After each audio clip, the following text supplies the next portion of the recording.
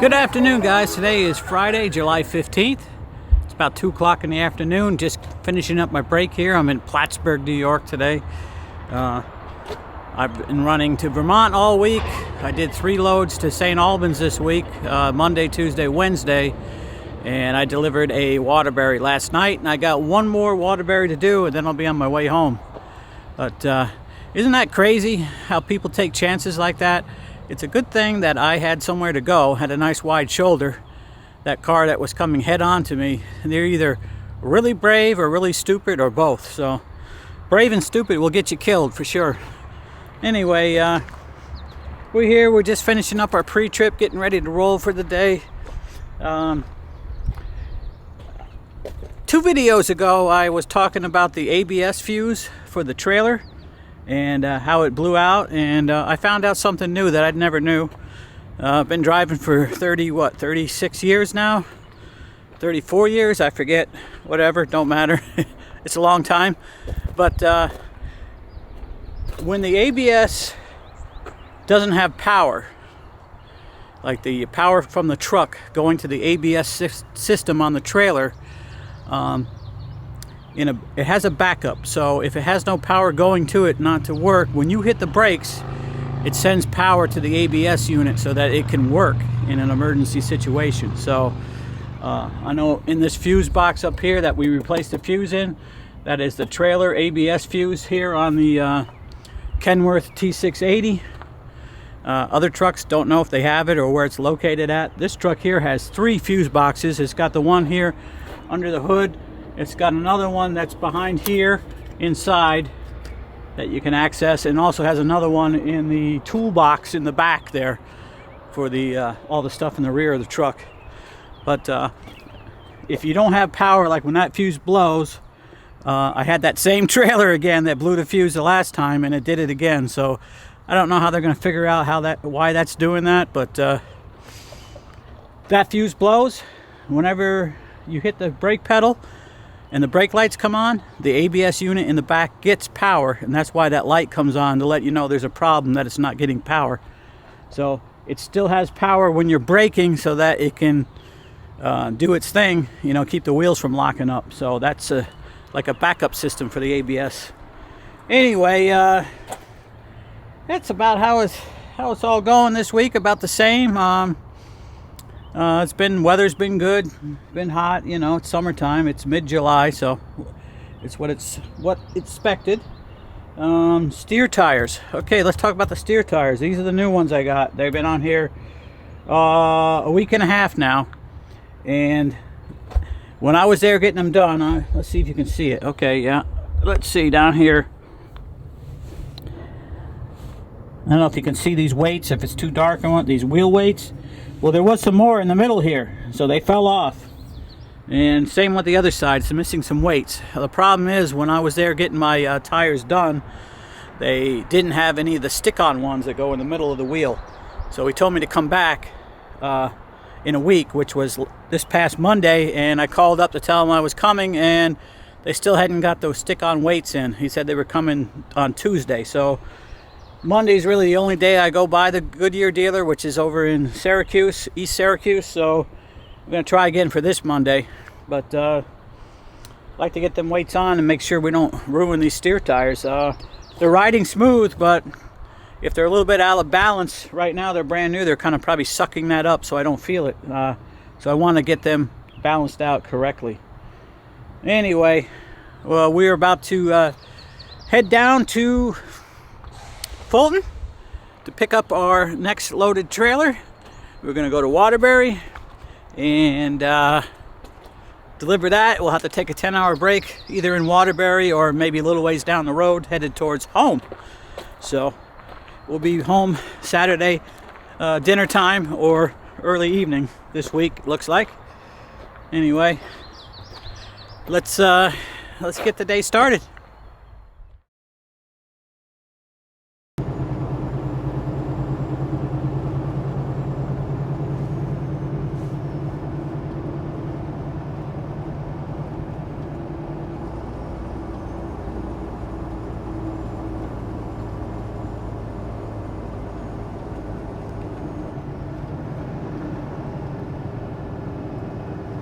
All right, we are on New York 11B here, heading south, and we're just coming into Nickelville. And next little town we come to, which will be Hopkinton, I'm going to stop at Lear's Country Store. I think I'm going to get me a sandwich or something today. We'll see what they got. Well, in the beginning of the video, with that car trying to run me off the road there, let's talk a little bit about safety. Hooray. Let me tell you something that happened to me on Tuesday. I was at Central Square, New York, getting fuel at the Pen Can truck stop. And I finished fueling, got back in my truck, figured out my fuel mileage, and was getting ready to leave, and it was just starting to rain. And I had a bag of garbage I wanted to get rid of, so I pulled out of the fuel island over towards the dumpsters they have there, and it was starting to rain, like I said, and I was kind of in a hurry. Well, I grabbed that bag of garbage and had it in my left hand and went out the driver's door, and I slipped and I fell from all the way up on the top step down onto the asphalt, landed on my left side. And as I was laying there wondering if I broke anything, it was starting to rain harder, so I got up, and fortunately I hadn't broken anything. You got to be careful. I broke a rule that I've known for years and years. When you get in and out of a truck cab, you should always use 3 points of contact. Well, I only was using my hand on the steering wheel to step out as I was going down, and that's not good enough. So, kind of refreshed my memory to be careful.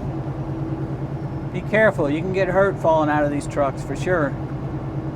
Many people have. Many people have gotten badly injured falling off their truck, so you really kind of got to be careful. Luckily, I'm just sore, got a few bruises. My elbow got a couple little nicks on it. And I was able to keep my head from hitting the ground, which is good. I need all the smarts I got up there. I don't want to knock them out of there anymore than what they already are gone. But anyway, yeah, be careful getting in and out of your truck. Let's see, we're up here getting close to Lear's. And we're going to turn on this next road up here and go around the back and pull in to the store.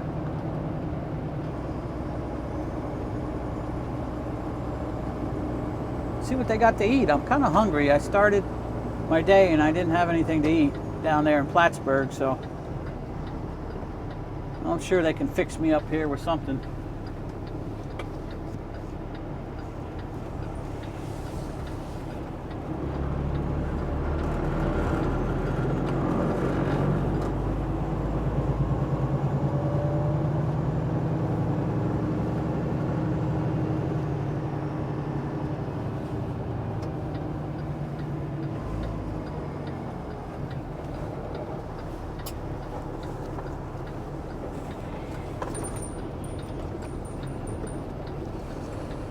Where are you gonna go? I guess he's gonna go there.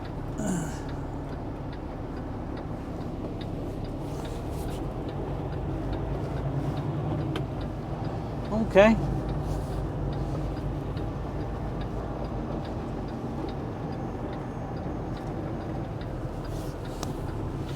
Alrighty, let's get some grub. Alright, so I went in to get something to eat and I wanted a hamburger, but they're out of hamburgers, so they talked me into this steak and cheese, which is just a half. I got a half. I'll show you that. Looks pretty good. Oh yeah. Oh, if you can see that, yeah. That looks pretty good. It's just steak, cheese, and I had them put a little bit of ketchup on it, so that ought to be good. But what I was talking about earlier with the safety, I gotta rethink all that and make sure I follow all my practices that I've been doing for years. I mean, I don't ever remember falling out of a truck before. That's the first time for me, and I figured out I had 32 years of driving. So I started in '86. So, but anyway, that's the first time I've ever fallen out of a truck, and I was driving cab overs for probably the first 4 or 5 years of my career, and I never fell out of a cab over, which would probably be easier to do than this, but it's just, you got to pay attention and just do it the same way every time. 3 points of contact coming out of the cab is always a really good idea. Be careful around the trucks. These are big, heavy trucks. They can hurt you, for sure. Dangerous job, for sure. You know, you got all the people on the road that you got to interact with, and a lot of them are not paying attention. They're not driving right, just like the guy on the beginning of the video, you know. I mean, got to be careful. So protect yourself as much as you can. Drive defensively, and just think safety when you're around these trucks, because you never know. You never really know. I mean, something could happen to you, blink of an eye, and it's all done, you know. So anyway, enough of the doom and gloom. I'm going to eat my steak sandwich and get back on the road.